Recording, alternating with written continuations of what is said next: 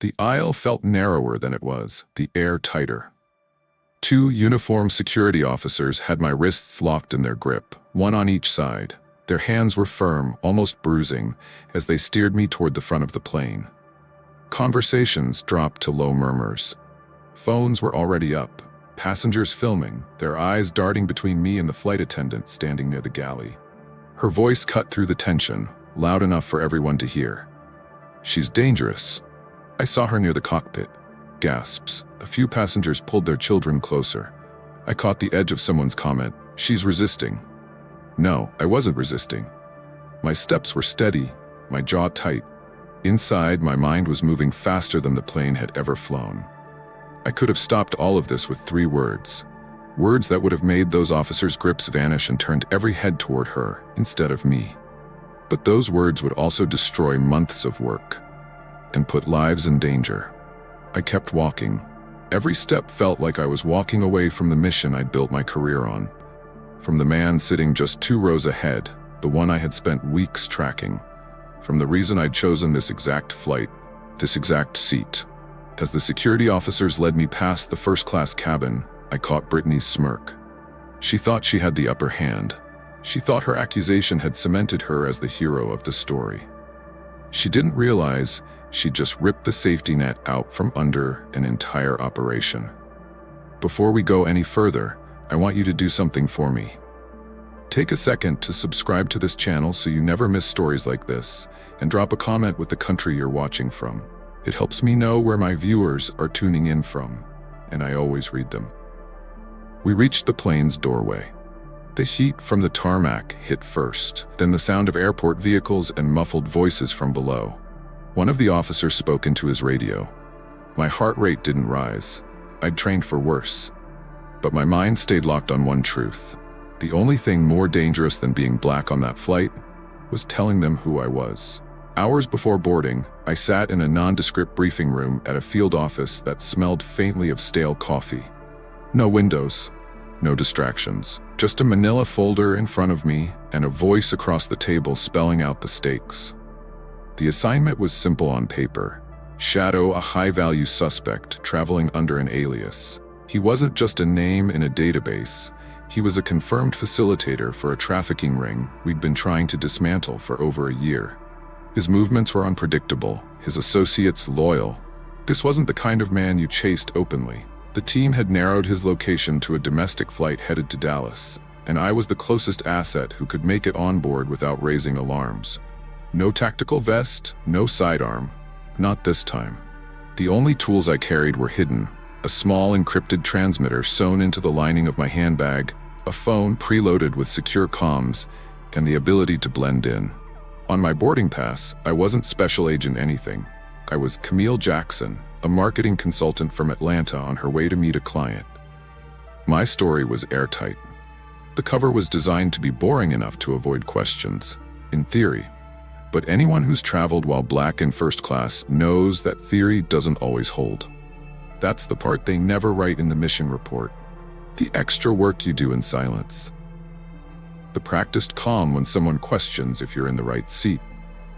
The controlled expression when your ticket is scanned twice, even though you saw the man ahead of you breeze through without a glance. I'd learned long ago not to let that get under my skin during operations. But it was harder when the source of suspicion wasn't the suspect. It was me. Still, I boarded knowing my proximity to him was everything. The suspect had chosen 4C. I was in 2A, close enough to hear snippets of conversation, far enough to avoid direct eye contact. In my peripheral vision, I caught his movements. A drink order, a glance at his watch, a phone call he ended the second the flight attendants began their safety demo. My job was to follow without following, to listen without appearing to stay invisible in plain sight. It should have been routine, but the woman serving drinks down the aisle had other plans. When Brittany first looked at me, it wasn't just curiosity. It was assessment, that quick scan some people give you, deciding in seconds where they think you fit. I knew that look, and I knew it rarely ended well. I adjusted my seatbelt, eyes still on my target. I didn't know it yet, but Brittany was about to shift the mission from surveillance to survival. The jet bridge felt unusually quiet as I stepped onto the aircraft. A quick scan of the first-class cabin told me the suspect was already in his seat, leaning back like he owned the air around him. I moved toward 2A, my boarding pass still in hand. Brittany was waiting near the galley, her smile practiced but thin. "First class? Are you sure?" she asked, holding out her hand for my ticket. I passed it over without a word. She scanned it, frowned, scanned it again. "This was purchased by you?" she pressed, glancing at me as if my answer would tell her more than the barcode on the pass ever could. "Yes," I replied, my tone even. She didn't need to know it was technically purchased by the Bureau's operational budget. Her eyes flicked past me to the man behind, who was waved through, without so much as a pause. I took my pass back, slid into my seat, and kept my gaze forward. I'd dealt with enough gatekeepers in my life to know that the fastest way to escalate was to let them think they'd gotten to you. The truth was, moments like these weren't just uncomfortable. They were dangerous for me on missions. Distraction was the enemy. Every second I spent managing someone's suspicion about me was a second I wasn't tracking the suspect 2 rows ahead. I settled in, noting the suspect's right hand tapping on the armrest, a steady, almost impatient rhythm. He was waiting for something. I adjusted my handbag, making sure the transmitter was still in range, and pulled out a tablet to keep up the appearance of a bored traveler catching up on emails. Brittany returned with pre-departure drinks. She placed a glass of water on the tray table of the passenger beside me, then reached across with a faintly forced smile. My water arrived with a napkin folded just slightly differently than the others, a detail that might have been nothing, or might have been her way of making sure I noticed her attention. She lingered a beat too long, her eyes scanning the bag by my feet. "Headed somewhere special?" she asked. "Business," I answered simply. Her nod was slow, as if filing that answer away for later. She moved on, but I could feel her glances hitting me like clockwork every few minutes. I was used to being observed, but not like this. Not by someone whose authority could disrupt the mission in a single call to the cockpit. The engines powered up, the cabin lights dimmed. My focus stayed on the suspect, but behind me I could sense Brittany's interest tightening, like a rope she intended to pull at the worst possible moment. The seatbelt sign flicked off, and the slow shuffle to the lavatories began. I waited until the aisle cleared before making my move. A casual trip that was anything but casual. Inside my bag, tucked behind a false lining, was the transmitter feeding a live location signal to a secure channel. I needed to check its status before the suspect made his next move. When my turn came, I stepped into the narrow lavatory, locked the door, and pulled the bag onto my lap. My fingers worked fast, visual inspection of the indicator light, quick confirmation on the secure phone screen, then everything back in place. Less than 3 minutes. But the second I opened the door, Brittany was there. Too close, too ready. "Long time in there," she said, her tone somewhere between casual and accusatory. I brushed past her without comment, returning to my seat. Out of the corner of my eye, I caught her lean toward another attendant near the galley. Their voices were low, but I've trained myself to listen to the edges of conversations. In there too long. Could be hiding something. The other attendant glanced at me, then away quickly. That kind of look was familiar, the kind that starts rumors before facts even try to catch up. A few minutes later, I noticed another shift in the cabin. The man in 6D, tall and broad-shouldered, had turned in his seat just enough to glance back at me. Once. Then again. The suspect's kind of people never looked at anyone twice without a reason. My instincts told me this one wasn't just curious, he was connected. The rest of the first-class passengers went about their drinks and magazines, oblivious to the tension threading the space between certain rows. But I could feel it. 2 separate sources of unwanted attention now circling the same target. Me. Brittany passed by again, her eyes flicking down at my bag before meeting mine. "You know, if you need anything stored up front, I can take that for you," she offered, her smile tight. I declined. Politely. The kind of polite that ends conversations but doesn't erase their memory. The suspect reached for his phone, speaking in a language I didn't understand, but tone tells its own story. He sounded impatient, like someone whose timing had been thrown off. I noted it, kept my body language relaxed, and waited. Still, my mind kept circling back to Brittany. She was watching me in a way I'd learned to respect. Not for her skill, but for her potential to ruin everything without even knowing what she'd done. And from the way she was moving down the aisle now, glancing at my row every few steps, I knew she wasn't going to let this drop. The flight had settled into that quiet mid-cruise rhythm. Passengers half dozing, pages of magazines turning, the clink of ice in glasses. I kept my focus split between the suspect's movements 2 rows ahead and the steady pulse of the transmitter inside my bag. Everything was stable, or so it seemed. Brittany approached with the beverage cart, her tone cheery for everyone but me. She poured champagne for the couple in 1A, handed a soda to the man in 1B, then moved toward my row. As she leaned in to place my drink, her hip brushed the side of my bag. Not enough to look like an accident. Just enough to feel deliberate. I caught the faintest smirk on her face as she straightened. She took one exaggerated sniff. "Do you smell that?" she said to the passenger beside me, loud enough for the row behind to hear. The man shook his head, confused. Brittany crouched slightly, bringing her face closer to my bag. "There's something chemical," she announced. Her voice carried, turning a few nearby heads. I kept my expression calm, my hand steady on the armrest. "It's my personal bag," I said evenly. "I need to inspect it," she replied, her words clipped now. I glanced toward the cockpit, calculating what this interruption meant for the suspect. Every second she focused on me, he had more time to act or make contact with whoever was waiting on the ground. But there was no way I could open that bag, not without exposing equipment that would destroy my cover instantly. "No," I said. Simple, direct. Her jaw tightened. She straightened and pulled the interphone handset from the wall. I caught fragments. Possible hazardous material? Seat 2A, requesting cockpit guidance. The mood in the cabin shifted like a sudden change in weather. A couple of passengers began whispering.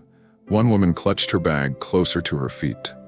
The man in 6D, the one I'd marked as potentially connected to the suspect, was watching closely now, his lips curved in the faintest smile.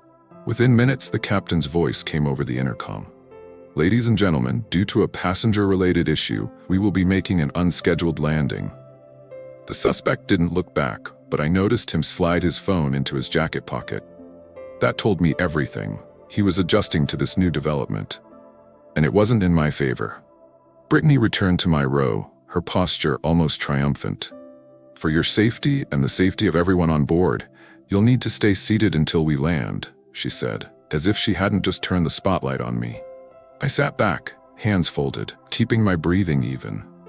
But inside, I knew what she'd just done. She hadn't just disrupted a flight. She'd cracked the thin line between me and the suspect I'd been sent to shadow, and she had no idea. If you're new here, make sure to subscribe so you never miss a story that exposes the truth when it matters most. Drop a comment telling me which country you're watching from. I'd love to know how far this community reaches. The descent wasn't gradual. The engines throttled back hard, and the nose dipped just enough for seasoned travelers to notice. The captain's voice came over the intercom again, calm but firm. "Ladies and gentlemen, please remain seated with your seatbelts fastened. We are diverting to the nearest airport for a security matter." In first class, every pair of eyes shifted toward me. Not toward the man I was tracking. Not toward the quiet, broad-shouldered passenger who had been keeping tabs on me since takeoff. Just me. The plane rolled to a stop on a remote section of the tarmac, far from the terminal. Through the window, I saw a white airport security van approach, followed by a dark SUV. My pulse stayed steady, but my mind was running scenarios. Every one of them ended the same way. The suspect getting a head start. The seatbelt sign pinged off. Brittany moved quickly, stepping into the aisle like she was leading a parade. "That's her," she announced, pointing directly at me. "She's the one I told you about." Passengers shifted in their seats to get a better view. A couple of phones rose into the air, recording. I caught a fragment of someone's whisper. "Unruly passenger," and another, "Look at her face, she's guilty." 2 uniformed security officers boarded, their eyes locking on me before they even cleared the galley curtain. "Ma'am, stand up, hands where we can see them." I rose slowly, making no sudden moves. My wrists were taken in firm grips, one officer on each side. Brittany hovered behind them, arms folded, lips pressed in a satisfied line. "You're making a mistake," I said evenly, not raising my voice. The lead officer gave a perfunctory nod, the kind you give when you've already decided what's true. "We'll sort that out inside." As they escorted me toward the front, I turned my head just enough to glance at the suspect. He was looking down at his phone, thumbs moving fast. Not a trace of concern on his face. He'd just been handed a gift, time and distraction, and he knew how to use both. Stepping off the plane, the warm air hit first, followed by the crunch of boots on asphalt. Cameras from the cabin still pointed my way through the windows, catching every second of my removal. I could have ended it right there. 3 words. The kind of words that would flip the entire scene on its head and have Brittany wishing she'd kept her voice down. But I kept them locked behind my teeth. They thought they'd stopped a threat. They didn't know. They just let one slip away. They walked me into a plain, windowless room that smelled faintly of stale air and disinfectant. A metal table sat in the middle, with 3 chairs, 1 for me, 2 for them.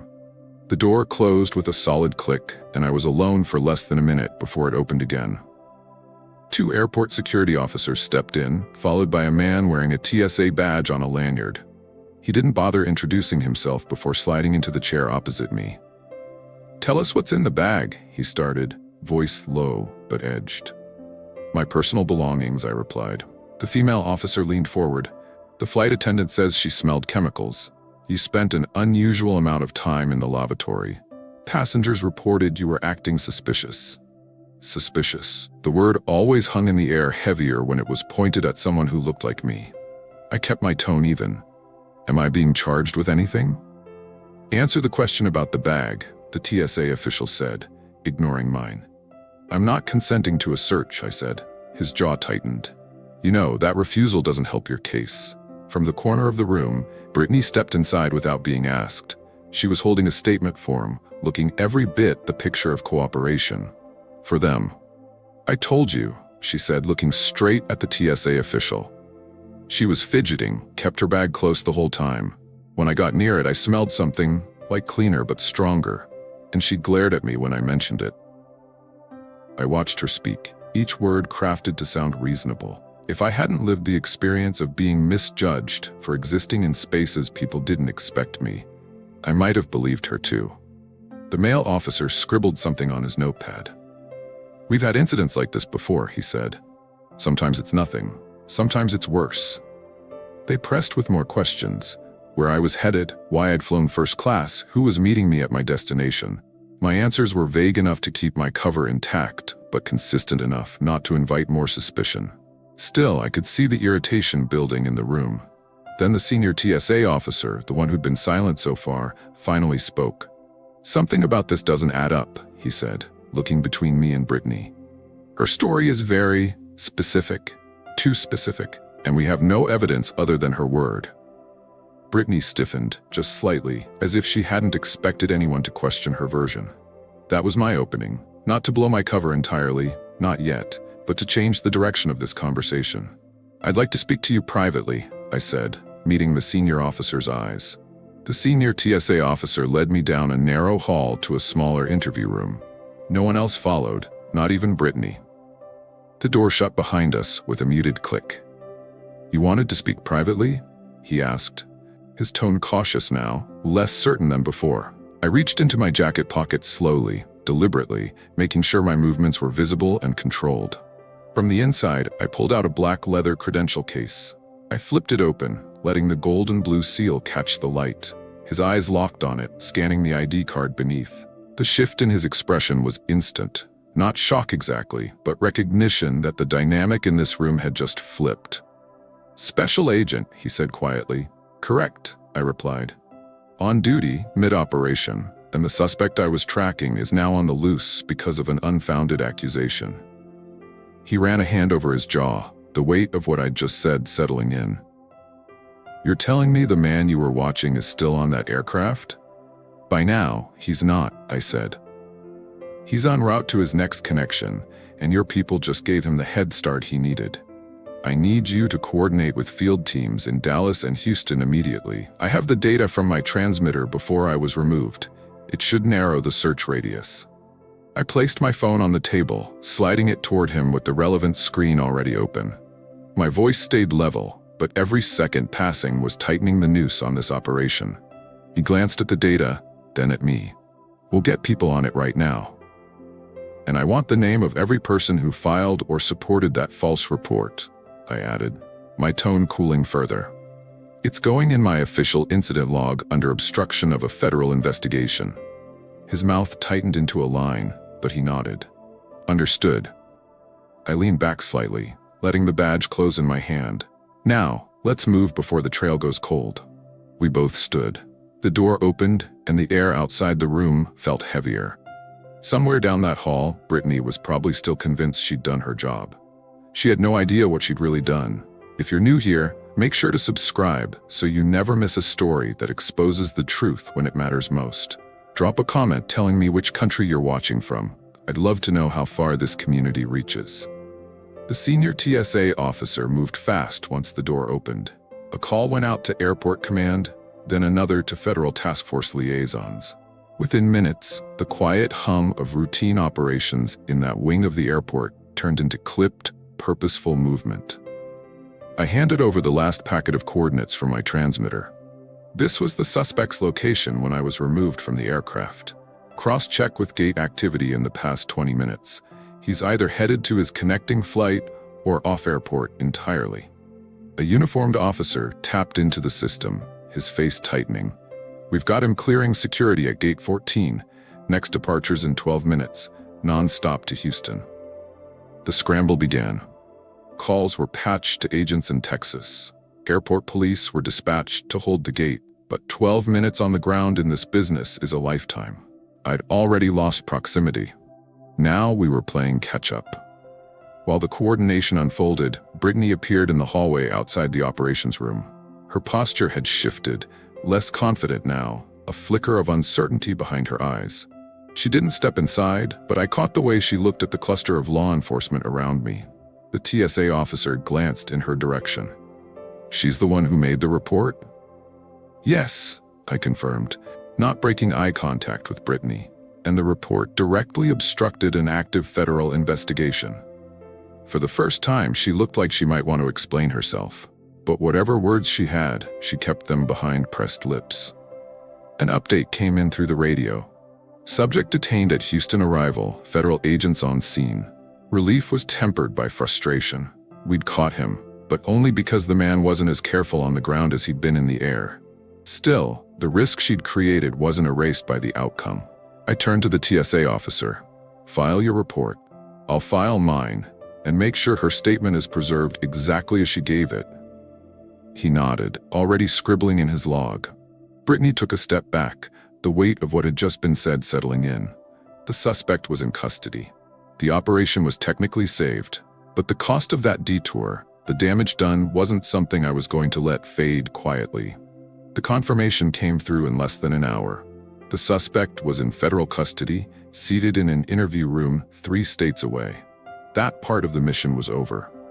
But the other matter, the one that nearly cost us the case, was just beginning. I sat across from the senior TSA officer, dictating my report. Every detail of Brittany's conduct went on record. The repeated ticket questioning, the excessive interest in my bag, the unsolicited chemical smell claim, and her willingness to speak for the passengers as if she'd been deputized. This isn't the first time we've had issues like this, the officer admitted quietly. But the fact that it happened during an active federal operation, that's serious. I didn't respond to that. I just signed my name at the bottom of the incident statement and handed it back. In the hallway outside, Brittany was seated against the wall, arms crossed. She looked smaller now, her earlier certainty gone. 2 uniformed airline supervisors approached her with paperwork in hand. One of them spoke in a low tone, but I caught fragments. Administrative leave, pending investigation, prior complaints. That last part didn't surprise me. People like her rarely start with one bad call. They build a history, protected by the fact that most passengers they target can't do much about it. When our eyes met, she looked away first. I didn't need an apology, and I didn't expect one. What I needed was accountability, and now there was a record that her actions had interfered with federal law enforcement. The TSA officer joined me by the exit. "We'll forward our findings to the airline. They'll have to answer for her conduct, and we'll be making a formal note about bias training in our recommendations." I nodded. "Make sure it's mandatory." Walking toward the terminal exit, I passed clusters of passengers from the diverted flight. Some recognized me from the removal earlier. A few held their phones low, recording again. I didn't stop. The suspect was behind bars. Brittany was off the line. But the reality was, none of that erased the risk she'd created simply because she didn't think I belonged in my seat. And I was far from done addressing that. By the time I left the airport, the adrenaline had burned off, replaced by the quiet weight of what had almost happened. The mission was secure now, the suspect awaiting transfer to federal custody. But I couldn't shake the truth. This case hadn't been threatened by a sophisticated criminal maneuver or a technical failure. It had been jeopardized by a single, baseless accusation. I'd spent years navigating operations where secrecy was my shield. But in that cabin, secrecy had also been my vulnerability. My cover story had left me defenseless against a different kind of threat. The kind that doesn't need evidence, just an assumption reinforced by skin color. On paper, Brittany's report would read like she'd been acting on concern. But there was no mistaking what really happened. She didn't question every passenger. She didn't lean into anyone else's bag. She didn't decide someone looked suspicious until she saw me in first class. It wasn't just personal, it was systemic. I'd seen it before in airports, in security lines, in hotel lobbies, different uniforms, same assumptions. And if this could happen to me, with my training, my badge, my access to legal recourse, what happened to the people who had none of that? The thought stayed with me as I rode to the field office. By the time I walked in, I'd made a decision. This incident wouldn't just sit in an after-action report. It was going to be a case study, a formal submission to both the Bureau's Civil Rights Unit and the Department of Transportation's Oversight Board. I wanted it on record that bias didn't just ruin people's travel experiences. It could compromise national security. I also knew it had to go further. The airline would get my official recommendation for mandatory bias awareness training for all flight crews. Not a polite suggestion, a requirement backed by federal pressure. Justice in my line of work wasn't just about catching the bad guys. It was about removing the obstacles and the people who put lives at risk under the guise of following protocol. The suspect was caught, but this one wasn't over. The paperwork was done. The suspect was in custody. Brittany was off duty pending investigation. But the echoes of that flight stayed with me. Not the adrenaline, not the confrontation, but the reminder that my work doesn't end when the handcuffs click. I'd protected that plane from a man who'd built his life on exploiting others. Yet inside that cabin, I'd been treated as the threat. Not because of what I did, not because of anything anyone saw in my bag, but because I didn't fit her idea of who belonged in that seat. Some people will call it a misunderstanding. I call it exactly what it was. Bias with a badge and a uniform. And bias in the wrong place at the wrong time can undo months of work, put lives in danger, and in my case, almost let a predator disappear into another city. It's easy for people to look at the outcome and think everything ended fine. The suspect was caught. The investigation survived. But there's nothing fine about how close it came to falling apart. There's nothing fine about how many people live this same experience without the safety net of a federal badge to set the record straight. This incident didn't break me. It sharpened me. It made me more determined to leave no room for this kind of interference in the spaces I work. And it reminded me that justice is bigger than the arrest record. Justice is making sure that next time, the person in my seat doesn't have to fight bias on top of everything else. Brittany thought she was protecting the plane from me. She didn't know I was protecting it from someone else. Now I want to hear from you. Have you ever been judged before anyone knew who you really were? Share your story in the comments. I read them all. And if you believe respect should never depend on skin color, make sure you subscribe to Echoes of Hope Stories HQ. Your voice matters here. Your story matters here. And together, maybe we can make sure the next flight is safer. Not just from the people we chase, but from the assumptions that never should have boarded in the first place.